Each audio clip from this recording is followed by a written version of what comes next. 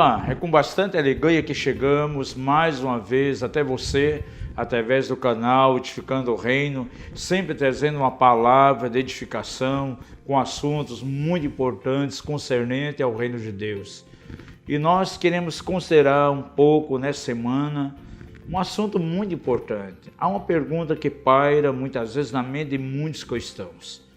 É possível um crente nascido de novo ficar endemoniado? Pode um cristão ter demônios? E nós queremos responder isso à luz da palavra de Deus. Trabalhamos no campo da libertação, cura interior, guerra espiritual já basicamente há 3 décadas. E no início da minha conversão, lá no ano de 1978, havia uma pergunta um tanto polêmica. Pode um cristão nascido de novo estar endemoniado ou ter problemas com demônios? Na época, muitos livros foram escritos e 90% dos livros declaravam que era impossível. Na época eu lembro que um autor, o fundador de uma grande igreja no Brasil, ele escreveu um livro chamado Crentes Endemoniados, a Nova Heresia. De fato, era um assunto que trouxe muita controvérsia na época. Passando todos esses anos aí, então, basicamente aí 40 anos, eu posso responder essa pergunta à luz das Escrituras. Logicamente, não é vontade de Deus que um cristão nascido de novo, que tem a natureza divina, tenha problemas com entidades demoníacas. Não é vontade de Deus que ele esteja endemoniado. No entanto, a Escritura deixa bem clara, se há na vida de alguém qualquer sistema que possa alimentar a presença de uma área de legalidade em alguém, é possível haver não somente oposição, mas até endemoniamento.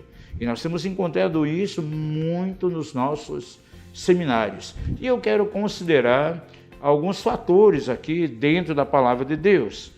Por exemplo, nós podemos ler de maneira tão clara ali no Evangelho de Mateus, no capítulo 16, certa vez Jesus pegou seus discípulos, levou até Cesareia de Filipos e fez uma pergunta. Que dizem os homens acerca do Filho do Homem? Ou seja, quem eu sou para vocês? Muitos começaram ali a trazer suas declarações, seus palpites. Elias, João Batista, é um dos profetas que ressuscitou. Porém, Simão declarou, tu és o Cristo, o Filho do Deus vivo.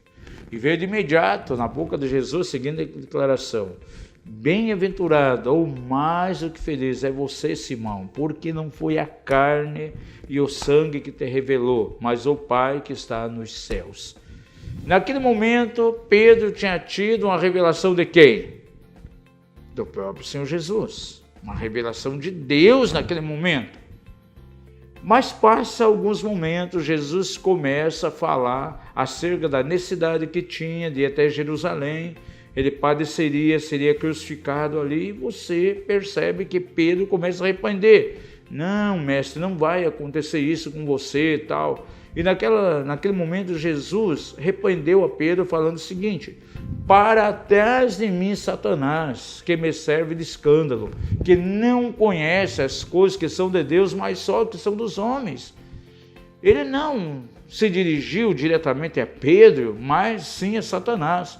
Veja, alguém que tinha tido uma revelação do próprio Deus, dentro de poucos momentos, a mente dele sendo atacada e ele tendo ali uma influência demoníaca.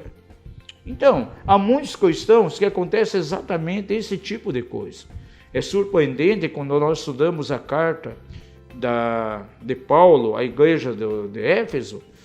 Aquela igreja era uma igreja madura, ela tinha os 5 ministérios, estava fundamentada no fundamento de apóstolos e profetas, ela abundou na revelação do mistério de Deus Cristo. Porém, quando nós chegamos na metade do capítulo 4, nós começamos a ficar surpresos, porque Paulo fala com aqueles irmãos acerca da necessidade que eles tinham de despojar-se do velho homem, se revestindo do novo homem que é criado em novas bases, em verdadeira justiça, em verdadeira santidade. E começa ali naquele capítulo a enumerar uma série de obras conhecidas como obras da carne. fala da goitaria, aquele que furtava não furte mais, tirai dentre vós toda murmuração, toda blasfêmia. E em meio a essas obras da carne, no verso 27, ele fala de uma maneira categórica: não deis lugar ao diabo. Agora, a quem ele estava escrevendo aqui? Para pessoas que não conheciam a Deus ou para a igreja? Para a igreja madura. E ele coloca a possibilidade, então, daqueles irmãos darem lugar ao diabo. Então, eu posso responder essa pergunta. A vontade de Deus não é que um crente esteja endemoniado debaixo da influência de espíritos malignos. No entanto, se ele der lugar, isto é possível. E quantas vezes nós temos que orar com cristãos, não somente debaixo da influência maligna, mas até endemoniados. Agora, o que pode levar um cristão a estar debaixo da influência de demônios, ou quem sabe até endemoniado? Pelas Escrituras eu posso ver que existem 4 possibilidades. A primeira possibilidade é onde há pecados não confessados. Esses pecados podem ser pecados antigos, que nunca foram trazidos à luz, ou quem sabe pecados vigentes. A Bíblia nos mostra de uma maneira tão clara, lá no Salmo 32, Davi, ele faz a seguinte declaração, no versículo 3 desse Salmo: enquanto guardei silêncio. O que significa guardar silêncio? Jogar lá para o culto, não confessar.